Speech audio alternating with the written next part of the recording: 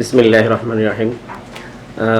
প্রথমে আমি শুকরিয়া জানাচ্ছি আমাদের মোহতারাম বড় ভাই বাইজিদ ভাইকে এই সুন্দর পরিবেশ এবং আয়োজন করার জন্য। সাথে আছেন আমাদের স্যার মাহবুব সাহেব, বড় ভাই মুফতি সফিউল্লাহ সাহেব। আসলে যে বিষয়টি আমার দৃষ্টি আকর্ষণ করা হচ্ছে, করোনা আক্রান্ত এই পরিস্থিতিতে আমাদের কি করণীয়। তো এক্ষেত্রে আমার বড় ভাই শ্রদ্ধেয় মুফতি সফিউল্লাহ সাহেব তিনি বলছেন দুই হাদিসের সংঘর্ষ নিরসন করতে যায় একটা পর্যায়ে বলছেন, এর মধ্যেও কিছু কথা চলে আসছে, এরপরও আমি কিছু কথা বলতেছি যে যখন কেউ কোনো রোগে আক্রান্ত হয় এক্ষেত্রে তার বিশ্বাস থাকতে হবে যে এই রোগটা যিনি আমাদের সৃষ্টিকর্তা আল্লাহ রাব্বুল আলামিন তিনি এই রোগটা আমার মধ্যে দিয়েছেন, এই বিশ্বাস থাকতে হবে এবং এটাই সর্বোচ্চ বিশ্বাস থাকতে হবে। এই বিশ্বাসের মধ্যে কোনো রকম ঘাটতি দেখা দিলে তখন ইমানের মধ্যে ঝামেলা এবং সমস্যার সৃষ্টি হয়ে যাবে। এরপর আক্রান্ত হলে পরে তখন আক্রান্ত ব্যক্তি এবং আক্রান্ত এলাকা, ওই এলাকার মানুষের কর্মসূচি, তাদের অবস্থান কি হবে, এই থেকে আমরা যেটা নবী করিম সাল্লাল্লাহু আলাইহি ওয়াসাল্লামের হাদিস থেকে পাই। নবী করিম সাল্লাল্লাহু আলাইহি ওয়াসাল্লাম বলছেন যে কোনো মহল্লা, কোনো এলাকা যদি কোনো ব্যাধিতে আক্রান্ত হয় তখন ওই মহল্লার লোকজন ওই এলাকা ছেড়ে ভিন্ন এলাকায় যাবে না এবং ভিন্ন এলাকার লোকজন তাদের এলাকা ত্যাগ করে আক্রান্ত এলাকায় আসবে না। এটা নবী করিম সাল্লাল্লাহু আলাইহি ওয়াসাল্লামের স্পষ্ট দিক নির্দেশনা। তো সেই হিসাবে আমরা এখান থেকে স্পষ্ট পাই যে যেন আক্রান্ত কোনো লোক যেখানে সে বসবাস করছে ওখান থেকে যেন সে অন্য জায়গায় না আসে, এটা এক নম্বর। দুই নম্বর হচ্ছে কোরআনে কারিমে আল্লাহ রাব্বুল আলামিন প্রতিটা বিপর্যয়ের ক্ষেত্রে আমাদের কি করণীয় এ ব্যাপারে আল্লাহ পাক হুকুম করেছেন, ওয়াস্তাইনু বিস-সাবরি ওয়াস-সালাহ, তোমরা আমার সহযোগিতা কামনা করো ধৈর্যের মাধ্যমে এবং সালাতের মাধ্যমে, নামাজের মাধ্যমে। তো এই বিপর্যস্ত পরিস্থিতিতে আমরা আক্রান্ত ব্যক্তিরা ধৈর্য ধারণ করব এবং আল্লাহ রাব্বুল আলামিনের কাছে এর সওয়াব প্রাপ্তির আশা রাখব এবং সালাত আদায় করব, সালাতুল হাজত পড়ব, সালাতুল ইস্তেগফার তোবার উদ্দেশ্যে এবং নিয়তে আমরা নামাজ পড়ে আল্লাহ রাব্বুল আলামিনের কাছে দোয়া কামনা করব, নিজের জন্য, দেশবাসীর জন্য, জগৎবাসীর জন্য। এইটা একটা কাজ হবে, অন্যতম কাজ। তো যেটা দেখা যাচ্ছে আমাদের মধ্যে যে আমরা শুধু আতঙ্ক ছড়িয়ে যাচ্ছি, কিন্তু যেই দিক নির্দেশনাগুলো সেগুলো পালন করা আমাদের মধ্যে খুবই কম। এবং পাশাপাশি আরেকটা বিষয় যেটা চিকিৎসা বিজ্ঞানীরা, ডাক্তাররা তারা যে দিক নির্দেশনাগুলো দেন এগুলো খুব মানতে হবে। এগুলো মানা শুধুমাত্র ঐচ্ছিক নয়, বরং ইসলামী শরিয়ার দৃষ্টিভঙ্গিতে সেটা আবশ্যিক। চিকিৎসকরা যে দিক নির্দেশনাগুলো দিচ্ছেন, যেমন ইদানিং ওনারা দিচ্ছেন যে হাতগুলো ভালো করে ধোয়া। আমার ভাই ডক্টর মাহবুব সাহেব তিনি বলছেন সাবান দিয়ে, বিশেষ করে কাপড় কাচার সাবান দিয়ে হাত ধুতো করা যেন জীবাণুটা মরে যায়। তো এই দিক নির্দেশনাগুলো, ডাক্তারদের এই দিক নির্দেশনাগুলো মানা এটা শুধু ঐচ্ছিক নয়, বরং ইসলামী শরিয়া অনুযায়ী এটা আবশ্যিক, মানতে হবে, জরুরি, ফরজ, যতক্ষণ না দিক নির্দেশনা কোরআন সুন্নাহর বিরোধী না হয়, ইসলামের বিপরীত দিক নির্দেশনা না হয়। তো এই ক্ষেত্রে অনেকেই কথাটা বলতে দেখা যায় ব্যাপকভাবে যে এত কিছু মানা, এত দিক নির্দেশনা মোতাবেক চলা প্রয়োজন নেই, আমরা আল্লাহর উপর তাওয়াক্কুল করে আছি, সম্পূর্ণ আল্লাহর উপর আমরা তাওয়াক্কুল করে আছি। ভাই আপনার এই তাওয়াক্কুল, এটা ইসলাম এই তাওয়াক্কুলকে সমর্থন করে না। ইসলাম ওই তাওয়াক্কুলকে সমর্থন করে যে আপনি আপনার সুরক্ষার জন্য সর্বোচ্চ ব্যবস্থা গ্রহণ করবেন, এরপর আল্লাহর উপর তাওয়াক্কুল করবেন। এই তাওয়াক্কুলকে ইসলাম সমর্থন করে। আপনি সুরক্ষার জন্য ডাক্তারের টিপস মানবেন না, দিক নির্দেশনা মানবেন না, আর বলবেন যে আমি আল্লাহর উপর তাওয়াক্কুল করে আছি। এই তাওয়াক্কুল এটা ভণ্ডামি ছাড়ার কিছুই না। এই শব্দে আমাকে বলতে হচ্ছে নিজের সুরক্ষার জন্য সচেতনতা অবলম্বন করা, এরপর আল্লাহর উপর তাওয়াক্কুল করা। আমার ভাই মুফতি সফিউল্লাহ সাহেব হযরত মূসা এবং হযরত খিজির আলাইহিস সালাম ওনাদের দুইজনের ঘটনা উদ্ধৃত করে তিনি বলছেন যে হযরত মূসা আলাইহিস সালামের তাওয়াক্কুল ছিল যে আমরা খাবারের জন্য একটা উপকরণ অবলম্বন গ্রহণ করি, এরপর আল্লাহর উপর ভরসা করি যে এই উপায়ে, এই অবলম্বনে আল্লাহ পাক আমাকে খাবার দিতে পারেন। এটার নাম হচ্ছে তাওয়াক্কুল। কিন্তু আমি কোনো দিক নির্দেশনা মানলাম না ডাক্তারদের, আমি চিকিৎসকদের কোনো পরামর্শ মানলাম না, আর তাওয়াক্কুল করে বসে আছি, এটা সম্পূর্ণ ইসলাম বিবর্জিত এবং মন গড়া তাওয়াক্কুল, এটা ইসলাম সমর্থন করে না। আর কিছু বিষয় হচ্ছে আমাদের প্রিয় নবীজি হযরত মুহাম্মদ সাল্লাল্লাহু আলাইহি ওয়াসাল্লাম বেশ কিছু দোয়া আক্রান্তদেরকে এবং দুর্যোগে বিভিন্ন বিপদগ্রস্ত মুসিবতগ্রস্ত লোকদেরকে বেশ কিছু দোয়া আমাদের নবীজি দিয়েছেন। এর মধ্যে অন্যতম একটি দোয়া হচ্ছে اللهم إني أعوذ بك من البرص والجنون والجذام ومن سيء الأسقام। আল্লাহ পাকের কাছে বেশি বেশি পরিমাণে এই দোয়াটি পড়া এবং তওবা ইস্তেগফার বেশি পরিমাণে করা, নিজের জন্য তওবা করা, ইস্তেগফার পড়া।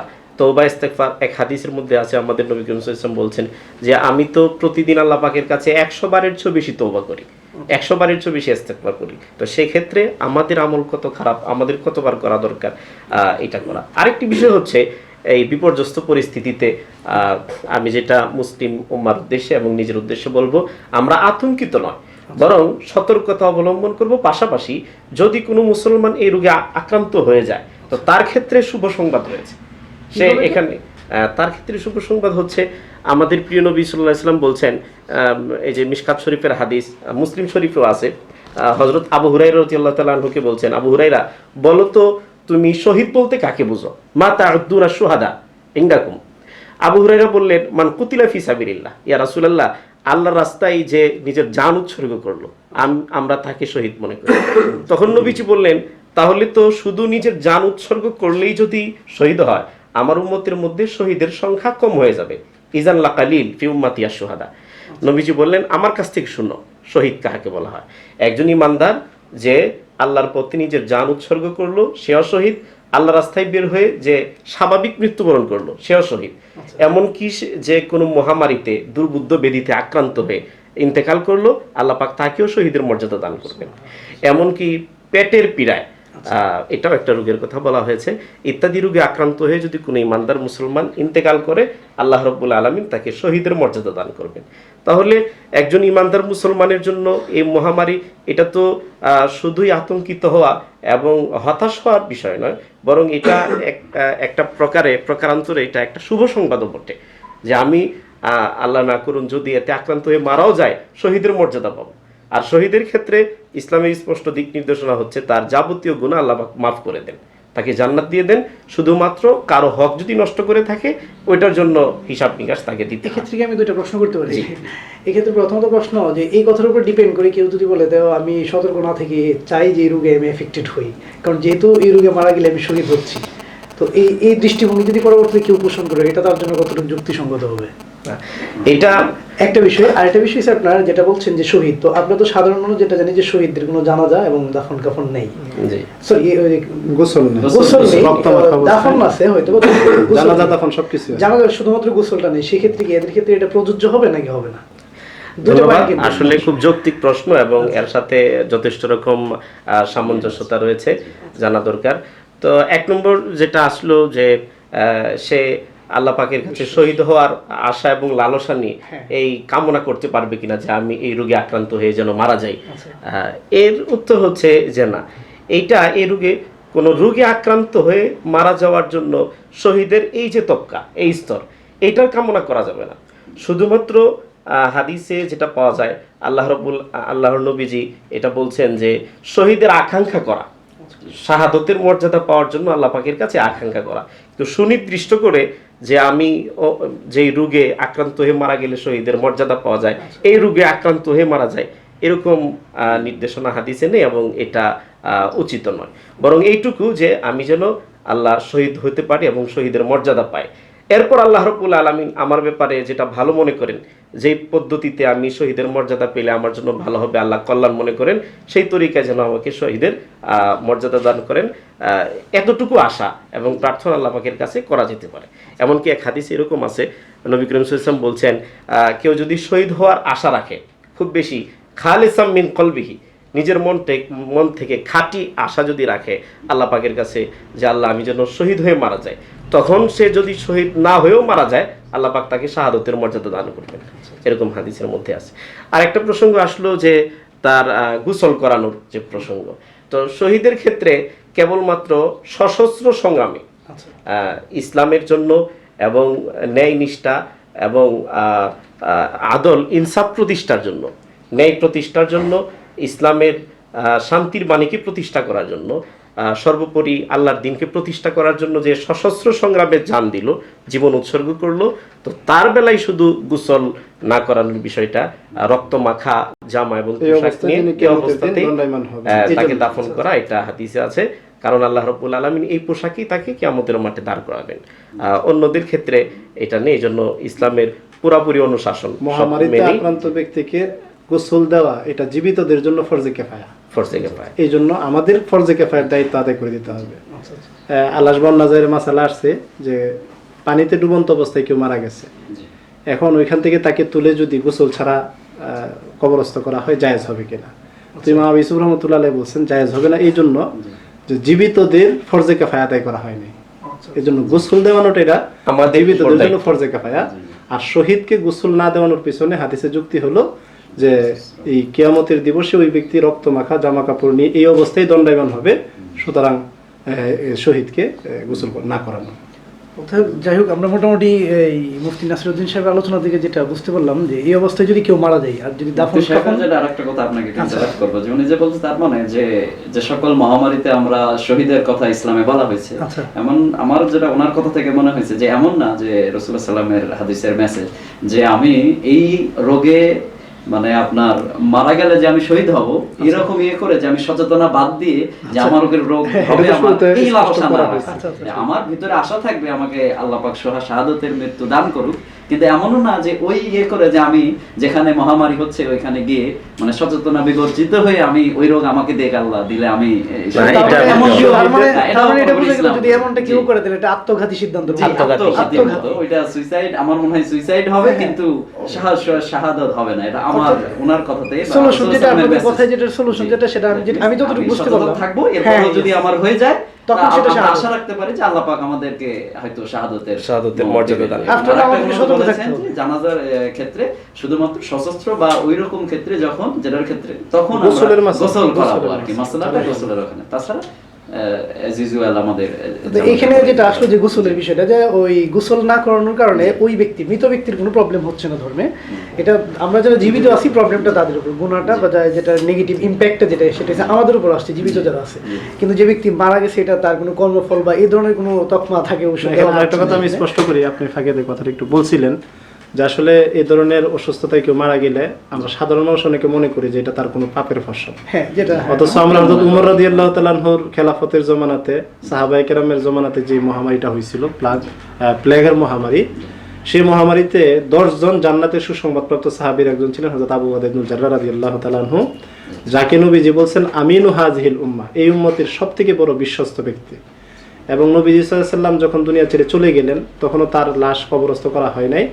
সাহাবায়ে কেরাম বসছেন বৈঠকে খলিফা নিযুক্ত করার জন্য, সেখানে আবু বকর রাদিয়াল্লাহু তাআলা নিজে প্রস্তাব করেছিলেন আবু উবাইদা ইবনে জাররাহর কথা যে তিনি খলিফা হোক, কারণ তার ব্যাপারে নবীজি এই উম্মতের সর্বশ্রেষ্ঠ বিশ্বস্ত এবং আমানতদার বলে গেছেন, আর দায়িত্ব দিতে হয় আমানতদার বিশ্বস্ত ব্যক্তিদেরকে, তাহলে ওই জাতি টিকে থাকে, দুর্নীতিগ্রস্ত কেউ না।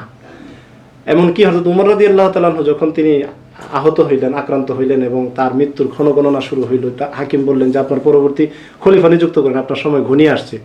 তখন তিনি প্রথম যে বাক্যটা বললেন, এটা ইতিহাসের কিতাবে আসছে, তিনি বলছেন যে আজকে যদি আবু উবাইদা ইবনে জাররাহ জীবিত থাকতো তাহলে আমি নির্দ্বিধায় কারোর সাথে পরামর্শ ছাড়া তাকেই খলিফা বানিয়ে যেতাম এবং সবাইকে তার হাতে বায়াত করিয়ে তাকে খলিফার আসনে অধিষ্ঠিত করে তারপরে আমি যাইতাম।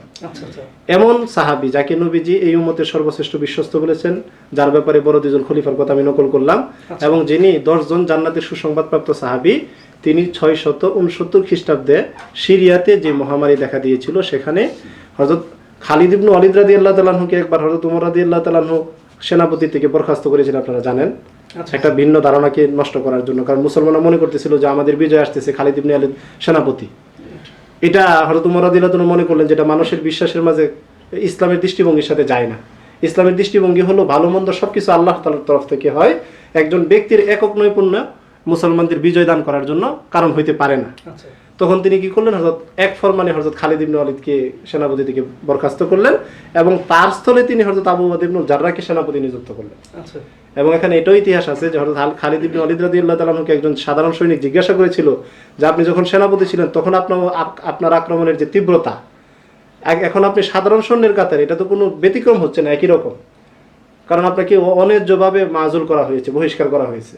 আপনার তো কোনো অন্যায় নাই, মানুষে কি ধারণা করলো সেটার উপর অভিযোগ আরো আপনার উপর নিয়ে এসে আপনাকে বহিষ্কার করে দেওয়া হলো। তখন তিনি বলেছিলেন এই কথা যে আমি লড়াই করি আল্লাহর জন্য, ওমরের জন্য না। যেহেতু আমি আগেও লড়াই করতাম সেনাপতি থাকা অবস্থায় আল্লাহর জন্য, আর এখনো সাধারণ সৈনিক হিসেবে আল্লাহর জন্য, এই জন্য আমার লড়াইয়ের আক্রমণের তীব্রতাতে কোনো ক্ষুণ্ণতা আসবে না। তো যাই হোক, হযরত খালিদ ইবনে ওয়ালিদ রাদিয়াল্লাহু তাআলা আনহুর পরে যাকে সেনাপতি বানানো হলো, প্রধান সিপাহ সালার, সেই উবাদা ইবনে জাররাহ রাদিয়াল্লাহু তাআলা আনহু, তিনি কিন্তু ওই মহামারীর আক্রান্ত হয়ে তিনি শাহাদাত বরণ করলেন। সেই হিসাবে আমরা বলতে পারি কথা যে মহামারীতে আক্রান্ত হয়ে মৃত্যুবরণ করলেই সেটা তার কোনো গুনার ফসল অথবা এটা তার কোনো কৃতকর্মের ফসল, এটা সম্পূর্ণ ইসলামের চিন্তা চেতনার বিরুদ্ধ। কারণ হযরত আবু উবাইদা ইবনে জাররাহর পরে হযরত মুআয ইবনে জাবাল হয়েছিলেন সে বাহিনীর প্রধান। লম্বা ইতিহাস আছে, সময় যেহেতু কম, হ্যাঁ, তিনি এবং তার ছেলে হযরত আব্দুর রহমান ইবনে মুআয ইবনে জাবালও এই একই মহামারীতে তারা শাহাদাত বরণ করেছিলেন। তো এরকম বড় বড় সাহাবায়ে কেরামের শাহাদাত বরণ, মহামারীতে আক্রান্ত হওয়া এবং মহামারীতে আক্রান্ত হয়ে তারা মৃত্যুবরণ করা, এই কথার প্রমাণ বহন করে যে মহামারীতে আক্রান্ত হওয়াটা এটা কোনো গুনার ফল না, এবং এটা অপবাদের কারণ হতে পারে না, এটা অপবাদের কারণ হতে পারে। তো আমরা এখানে ভালো একটা জিনিস জানতে পারলাম, কারণ আমরা অনেক সময় মনে করি যে আপনার এই যারা প্রথমে চীন যখন আক্রমণ করেছিল তখন কিন্তু আমরা ঢালাও অনেকে বলতাম যেটা ওদের পাপের প্রায়শ্চিত্ত বা পাপের ফসল বিশ্বে কিন্তু ছড়াই পড়ছে, মুসলমান কেউ কিন্তু বাদ যাচ্ছে না নির্বিচারে। তো এটার একটা এই বিষয়ের একটা সমাধান হাদিস থেকে আমরা পাই। সাহাবায়ে কেরাম নবীজি সাল্লাল্লাহু আলাইহি সাল্লামকে মহামারী সম্পর্কে জিজ্ঞাসা করলেন। জিজ্ঞাসা করার পরে নবীজি উত্তর দিলেন যে মহামারী যুগে যুগে পৃথিবীতে আসে আল্লাহ তাআলার তরফ থেকে আযাব এবং শাস্তি হিসাবে। ওয়াইদ বলা হয় আরবিতে, ওয়াইদ মানে সতর্ক করার জন্য, ধমকি বা মুআখাযা বা পাকড়াও জাতীয় যেটা হোক। তো নবীজি বলছেন এটা যে এটা আযাব হিসাবে আসে। তো তখন সাহাবায়ে কেরাম প্রশ্ন করলেন, ইয়া রাসূলুল্লাহ, এতে যদি মুমিনরা আক্রান্ত হয়? তখন নবীজি বললেন মুমিনদের জন্য এটা রহমত স্বরূপ যদি সে সবর করে এবং আজর ও সওয়াবের আশা রাখে। সুতরাং এখানেও বিষয়টা অনেকটা ক্লিয়ার যে আসলে আল্লাহ তাআলা কোনো কোনো এলাকাতে এটাকে শাস্তি স্বরূপও প্রেরণ করতে পারেন, আর কৃতকর্ম হিসাবেও প্রেরণ করতে পারেন। তবে মুমিনদের জন্য এটা তখনই রহমত যখন তারা এটা ধৈর্য ধারণ করবে এবং আল্লাহ তাআলার কাছে আর পরকালীন আজর ও সওয়াবের আশা রাখবে। তো আমাদের ঢালাও এটা বলা উচিত নয় যে পাপের প্রায়শ্চিত্ত কিংবা দেখা যায় কি অমুক জাতির উপর এটা গজব হিসেবে আসছে। কারণ যদি তো আমি এখন আবার একটু মাহবুব ভাইয়ের কাছে একটু ফিরে যাচ্ছি। মোট আক্রান্ত বাংলাদেশ সারা বিশ্বের মধ্যে 3,40,000-এর কাছাকাছি, এর মধ্যে সুস্থ হয়েছে প্রায় 3,40,000 জন। এটা 23শে মার্চ কালের কন্টেন্ট নিউজ, এটা আমার না কিন্তু। তারপর মারা যায় 15,307 জন, হ্যাঁ প্রায় 15,000 ছাড়িয়ে গেছে। এটা হচ্ছে 23শে মার্চ। আজকে তারিখ কত? আজকে তো মনে হয় 24 না, 24 তারিখে, তো গতকালকে নিউজ। আচ্ছা, প্রত্যেক 7 জনে আক্রান্ত ব্যক্তির 2 জন পুরোপুরি সুস্থ, আর মৃত্যুর হার 2%-এরও কম। তাছাড়া 85% আপনার আক্রান্তের মধ্যে এর প্রভাব একেবারেই কম। তো এখন প্রশ্ন আমার, যেটা কোভিড-19, যেটা আমরা সবাই মোটামুটি আধুনিক বিজ্ঞান তো এখন না জানলেও আমরা মোটামুটি এই ইয়ের মাধ্যমে, নেটের মাধ্যমে আমরা বুঝতে পারতেছি যেটা নতুন একটা রোগ। নতুন রোগ হওয়ার কারণে দেখা যায় কি এটার প্রতিষেধকটা এখনো পর্যন্ত আবিষ্কার হয়নি। তো প্রতিষেধক এখনো আবিষ্কার হয়নি, তারপরেও কিন্তু দেখা যায় কি সুস্থতার হার কিন্তু এখানে অনেক বেশি, এবং দেখা যায় কি মৃত্যুর হার অনলি 2% কিন্তু। তো এখন এটা এই বিষয়ে আমি আপনার একটু জানতে চাচ্ছি। আমি মুফতি সাহেবের যে উনি কিছুক্ষণ আগে যে কথাটা বললেন যে সংক্রমিত হওয়া, ছোঁয়াচে, মানে দুইটা হাদিসকে উনি সামঞ্জস্য করলেন। আমার কাছে যেটা অ্যাজ এ মাইক্রোবায়োলজিস্ট, আমি মাইক্রোবায়োলজি লেকচার হিসেবে যেটা আমার কাছে মনে হয় যে উনি যেটা বলেছেন, আসলে আমরা যদি চিন্তা করি আমার ইয়াতে, যে আসলে ওই দুইটা হাদিসের মাঝখানে যে উনি বলেন যে ছোঁয়াচে বলে কিছু নাই, আবার কুষ্ঠরোগ বা তোমরা ছোঁয়াচে রোগ থেকে দূরে থাকো, এরকম দুইটা হাদিস উনি বলেন। আসলে আমার কাছে যেটা মনে হয়, একটা হচ্ছে সংক্রমিত হওয়া আর ট্রান্সমিশন, দুই জিনিসটা একটু আলাদা। আমি আপনাকে যদি বলি, যেমন এই যে এটা আপনি যে বললেন যে 2% হচ্ছে আপনার, বা মোর দেন 2% বা 3% হচ্ছে আপনার মৃত্যুর হার, মর্টালিটি রেট বলি, সেদিক থেকে দুটো হাদিসের মাঝখানে আমার যেটা মনে হয় যে ট্রান্সমিশন হইতে পারে। দ্যাট মিনস একটা জিনিস ছোঁয়াচে হইতে পারে, কিন্তু সংক্রমিত হবে কিনা, সেটা দিয়ে তার রোগ হবে কিনা, সেটা কিন্তু আমাদের এই যে হাদিসের সাথে, আমাদের মেডিকেল সায়েন্স এটা বলে যে অনেক কিছুই আমি হয়তোবা আমার ট্রান্সমিশন হইলো, আমি নিলাম, কিন্তু আমার যে রোগ হবে এটা কিন্তু আমি বলে দিতে পারবো না যে আমার যাইলেই হবে, ভিতরে গেলেই যে আমার যে হবে ডিজিজ, এমনটি না। সো আসলে এটা আমার বিজ্ঞান মনে হয়- clear করছে। বিজ্ঞানও এটাই বলে, এবং আমিও যতদূর স্টাডি করছি আমি possibility আছে জানি যে আমি শুধুমাত্র কোনো একটা অর্গানিজম আমি ভিতরে নিলেই যে আমি এখানে infected চলে আসে হবো। সেই কথা, জি, আল্লাহর হুকুম। জি যে আর হ্যাঁ ওইটাই আমি ওইটাই বলতে এটা হচ্ছে চাচ্ছিলাম বিজ্ঞান যে যখন that বলছে means পরবর্তীতে বোঝা গেল যে এটা আল্লাহর আল্লাহর হুকুম, হুকুম। মানে তার ইমিউন সিস্টেম, ওই হিসাবে আমার সায়েন্স দিয়ে আমি এটা বলতে চাচ্ছি যে ওনার কথাটা আসলে রাসূলুল্লাহ সাল্লাল্লাহু আলাইহি ওয়াসাল্লাম আমার যেটা মনে হয়, এবং আসলে তো আমরা মানে সায়েন্স মানে আরো ক্লিয়ার হবে, ধর্ম যারা আরো যত ভালো জানবে। That means আমার মনে হয় যে ধর্মের চাইতে সায়েন্স অনেক পিছায়, আমার কাছে এখন পর্যন্ত মনে হয়। সো যত তারা কোরআন বুঝবে এবং সায়েন্স যত ডেভেলপমেন্ট হবে, তখন রাসূলুল্লাহ সাল্লাল্লাহু আলাইহি ওয়াসাল্লামের হাদিস বোঝা আমার মনে হয় আরো যে সহজ তত হবে। সহজ হবে। কারণ এটার ক্ষেত্রে আমার কাছে যতটা আমার নলেজ অনেক কম, সেদিক থেকে আমার কাছে যেটা মনে হয় যে আপনার ট্রান্সমিশন হইতে পারে। আমি অনেক শুধু এই অর্গানিজম না, আরো জীবাণু দিয়ে যেটা জানছি যে আপনার কোনো জিনিস শুধু ভিতরে গেলেই যে ট্রান্সমিশন হইলেই যে ডিজিজ হবে এমনটি না। আমি সেটা আক্রমণ ধর্মেরটা করবে। বাদ দেই, যে আমার বই পুস্তক বা মেডিকেলের সায়েন্স থেকে যতটুকু জানি যে ট্রান্সমিশন হইলেই যে রোগ হবে তা না। এটা হওয়ার জন্য আপনার আমাদের রোগ প্রতিরোধ ক্ষমতা একটা এখানে ব্যাপার আছে, যে রোগ প্রতিরোধ ক্ষমতা যদি তার ওই ভাইরাস বা যে জীবাণু ওইটা থেকে যদি কম হয় তাহলে সেক্ষেত্রে তখন সংক্রমিত হইতে পারে। আর যখন এই রোগ প্রতিরোধ ক্ষমতা যে জীবাণু আসবে ওইটা থেকে যদি বেশি হয়, তাহলে সেক্ষেত্রে তখন আপনার কি ডিজিজটা বা সংক্রমিত হওয়ার বা রোগ হওয়ার প্রবণতা তখন থাকে না, এমনি এমনি সেরে যায়। এটা আল্লাহ প্রদত্ত আমাদেরকে রোগ প্রতিরোধ ক্ষমতা দিয়েছে। এদিক থেকে দুইটা হাদিসের মধ্যে মনে হয় সামঞ্জস্য করা যায়। যে আরেকটা বিষয় যে আপনি মর্টালিটি রেটের কথা বললেন, আসলে এটা নিয়ে আতঙ্কিত হওয়ার অতটা দরকার মানে আমার কাছে মনে হয়, বা এখন পর্যন্ত যতটা জানি আতঙ্কিত হওয়ার অতটা জরুরি না। একটু সচেতনতাই আসলে আমাদেরকে মানে ভালো হওয়ার জন্য যথেষ্ট। কেননা এই রোগে আমরা মর্টালিটি অনেক কম, কেননা আমাদের যে রোগ প্রতিরোধ ক্ষমতা এটা আসলে দুইটা জায়গায় আমি আপনার একটু ক্লিয়ার করি, যে আমরা এক্সট্রিম এজ বলি। একটা হচ্ছে যে বাচ্চাটা দুনিয়াতে আসলো, আর একটা হচ্ছে যার একটু বয়স্ক, আমরা বলি 50-60-এর উপরে গেছে। তো এই দুইটা শ্রেণীর লোকদেরকে এক্সট্রিম এজ বলি, এবং এদের রোগ প্রতিরোধ ক্ষমতা ইন কম্পারিজন টু মানে যারা আমরা একটু যুবক বা ইয়াং, তাদের থেকে তাদের রোগ প্রতিরোধ ক্ষমতা কিছুটা কম থাকে। সো তাদের ক্ষেত্রে একটু মানে ঝুঁকিটা এই রোগে করোনা ভাইরাসে, যেহেতু এখন পর্যন্ত তার প্রতিষেধক তৈরি করা সম্ভব হয়নি, তাদের ক্ষেত্রে আপনার এই ঝুঁকিটা একটু বেশি থাকে। আর মাঝখানে যারা আছে তাদেরকে মোটামুটি কোনো চিকিৎসা ছাড়াই এই রোগ প্রতিরোধ ক্ষমতা দিয়ে এটাকে মানে কন্ট্রোল করা যায়, এবং 5-6 দিন পরেই প্রায় উপদ্রব থেকে আস্তে আস্তে কমতে থাকে এবং ভালো হয়ে যায় আর কি। এখন পর্যন্ত এই জন্যই আপনার মানে যারা বয়স্ক, এবং পাশাপাশি আরেকটা বলি যাদের আগে থেকে রোগ আছে, যেমন আপনার ডায়াবেটিক্স অথবা হার্টের রোগী অথবা আপনার কিডনি, এদের ক্ষেত্রে আপনার এই আপনার মৃত্যুর বা ঝুঁকিটা একটু বেশি। কারণ এদের ক্ষেত্রে আপনার তখন প্রায় 7 দিন পরে এটা নিউমোনিয়ার দিকে যাইতে পারে, এবং সেখান থেকে তার আর একটু খারাপের দিকে যাইতে পারে, এবং তখন মৃত্যুর ঝুঁকিটা তাদের বেশি থাকে। তাছাড়া ইনশাআল্লাহ যদি তাদের এই ধরনের কিছু না থাকে, এবং মোটামুটি যে এজটা বললাম এক্সট্রিম এজ ছাড়া মাঝামাঝি যারা থাকে, তাদের ক্ষেত্রে আপনার ইনশাআল্লাহ ভালো হওয়ার ইয়াটাই বেশি। সুতরাং আতঙ্কিত না হয়ে সচেতনতাই আমাদের মেইন আসলে বলার বিষয়। যাই হোক, মোটামুটি এখানে আপনার অনেক ধন্যবাদ পরবর্তী বিষয়টা একটু ক্লিয়ার করার জন্য। কারণ এখানে আপনার কাছে যেটা জানতে পারলাম যে এফেক্টেড হইলে দেখা যায় কি তার রোগ হবে না, অর্থাৎ সায়েন্স বলছে এফেক্টেড হইলে দেখা যায় কি রোগ হবে না, আবার রোগ হইলে মারাও যাবে না। এটা সায়েন্সও বলে যে তার মানে এখানে ট্রান্সমিশন হইলেই আল্লাহ রাসূল মানে এখানে তিনটা কথার সম্পর্ক। এক হচ্ছে যে ভাইরাসটা সংক্রমণ হওয়া, 2 নম্বর হচ্ছে সংক্রমণ হওয়ার পর সেটা আক্রমণ করা, 3 নম্বর হচ্ছে আক্রমণ করার পর সে মারা যাওয়া। তিনটা বিষয় সম্পূর্ণ আল্লাহ পাকের অর্ডার লাগবে। জি আমার মনে হয় ওই হাদিসের ক্ষেত্রে আমার মনে হয় না সায়েন্স আলাদা, যতটা সায়েন্স আরো ক্লিয়ার আমি শুরুতেই কথাটা বলেছিলাম যে আসলে ইসলামের সবগুলো বৈজ্ঞানিক এবং বাস্তবসম্মত, এবং এটা আমি মনে করি ইসলামের যে ধারণাসম্মত ইসলামকে আমরা ভুলভাবে উপস্থাপনা করি। আবার বিজ্ঞানকেও দেখা যায় কি শুধু যারা বিজ্ঞান নিয়ে গবেষণা করে তারা দেখা যায় কি ইসলাম সম্পর্কে জ্ঞান না থাকার কারণে শুধু বিজ্ঞান ভালোভাবে বলার কোনো উপায় নেই।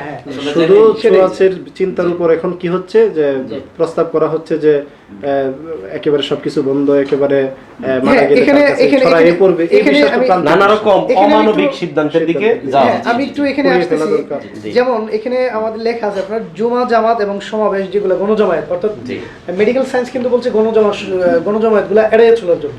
মানে এড়িয়ে চলার জন্য এটার কারণটা কি, যেন ট্রান্সমিশনটা না হয়, যে আপনি যেভাবে বলছেন যেটা দেখেন হাদিসেও কিন্তু এটা বলছে যে আমাদের কিন্তু সচেতনতা এটা তাওয়াক্কুলের বাইরে না। যদি সবাই মিলে ইসলাম যদি এটাকে আপনার পারমিট করে যে আপনার এখানে গেলে হওয়ার সম্ভাবনা আছে, এই সচেতনতা আমার মনে হয় না তাওয়াক্কুলের বাইরে। ওনার কথা থেকে যেটা বুঝলাম সেদিক থেকে আসলে, কারণ আমরা তো এই ভাইরাসের আপনার এমন হইতে পারে ভাইরাসের 2টা স্টেজ, যে একটা হচ্ছে আপনার আপনার যে উপসর্গ দেখতে পাওয়া, আবার এমন হয় যে উপসর্গ নাই কিন্তু আপনি ক্যারিয়ার, দ্যাট মিন্স আপনি ওই জীবাণুটা বহন করছেন। সেক্ষেত্রে আপনি তো জানেন না যে আপনি করোনার রোগী কি না, সেক্ষেত্রে তো আরেকজনকে আপনি এটা ছড়াই দিতেই পারেন, এবং সেটা হইতে পারে আপনার ওই সকল লোক যাদের ইমিউনিটি একটু কম, জীবাণু কম। আপনার হয়তো, আমি ইয়াং মসজিদে গেছি, আমার তেমন কোনো প্রবলেম হচ্ছে না, এবং আমরা সেটাই স্ট্যাটিস্টিক্স থেকে ওটাই দেখতেছি যে আপনার এই যারা একটু আপনার মধ্যবয়স্ক বা ইয়াং যারা, তাদের কিন্তু এরকম তেমন প্রভাব ফেলছে না। কিন্তু যারা বয়স্ক, আমি তো মসজিদে যাচ্ছি, তো আমি অজান্তেই কিন্তু তাকে আপনার এই ছোঁয়াচে রোগ বা এটা ট্রান্সমিশনের আমি একটা স্কোপ করে দিচ্ছি, এবং সেক্ষেত্রে তার ক্ষেত্রে কিন্তু ঝুঁকিটা বেড়ে যাচ্ছে। তো আমার মনে হয় এদিক থেকে যে সরকার যে বা মেডিকেল সায়েন্সে যারা আপনার সিদ্ধান্ত নিয়েছে, আমার মনে হয় না এটা ইসলাম বিরোধী না, বরং এই সচেতনতাকে ইসলাম সাপোর্ট করে। ওনার কথা থেকে এটা বুঝলাম। আচ্ছা, এই ক্ষেত্রে যেটা আমি এখন মুফতি সাহেব যারা আছেন ওনাদের দৃষ্টি আকর্ষণ করব, কারণ গণজমায়েত যেটা আছে সেটা শুধুমাত্র যে আমাদের ইসলাম ধর্মের যে নামাজ জামাত সেটাকে কিন্তু বোঝায় না। তো বাংলাদেশে কিন্তু দেখা যায় হয়তো আজ গতকালকে ডিসিশন আছে, এখন একটু মসজিদে আমরা বেশি বলতে আসলে সব ধরনের গণজামাতই। হ্যাঁ, এখানে আমার কাছে একটু দৃষ্টিকটু, আমার কাছে একটু অ্যাজ এ মুসলিম একটু হার্টে লাগছে কোন জিনিসটা, যে সারা বিশ্বের মধ্যে কিন্তু এইভাবে ধর্মীয় সমাবেশ হয়, অর্থাৎ যেটা মানে আমরা নামাজ এর মাধ্যমে গণজমায়েত যেটা হয়, এবার প্রত্যেকটা ধর্মে কিন্তু গণজমায়েত আছে, কিন্তু মিডিয়ার মধ্যে কিন্তু আমরা কিন্তু পাচ্ছি না সেগুলো। আমরা এই পর্যন্ত কিন্তু কয়টা মিডিয়াতে পাচ্ছি যে খ্রিস্টানদের গির্জা মানে বন্ধ করে ধরছে, অথবা মন্দির, আমরা চাই না এটা ওইভাবে ফলো করুক, কিন্তু সৌদি আরব মসজিদ বন্ধ হয়েছে, এটা কিন্তু হওয়ার আগ থেকে কিন্তু যে হবে বাংলাদেশে কিন্তু সরকার কিন্তু এখনো ডিরেক্টলি কিন্তু বলে নাই। আমি যতটুকু ফেসবুক আপনার নিউজ পোর্টালগুলো থেকে যেটা জানতে পারলাম, যে আমাদের মাননীয় প্রধানমন্ত্রী উনি যেটা বলেছেন যে মসজিদ বন্ধ হবে কেন, মসজিদ বন্ধ হবে না, বরং যে ব্যক্তি অসুস্থ সে মসজিদে যাবে না। আমার মনে হয় কথাটাই এইভাবে বলছি, কিন্তু একদল লোক কিন্তু উঠে পড়ে লেগে আছে যে মসজিদ বন্ধ করে দেওয়ার জন্য। তবে দেখা যায় কি, আপনার কথা অনুযায়ী বোঝা যায় যে জামাতটা এড়ায় চলাটাই মনে হয় ভালো এই পর্যায়ে। এখন আমি যেটা দৃষ্টি আকর্ষণ করবো, যে মহামারীর কারণে জামাত পরিত্যাগ করার এই ধরনের কোনো, মানে জুমার জামাতই হোক অথবা আমাদের ইসলাম কি এই ধরনের কোনো অপশন কি দিয়ে রাখছে?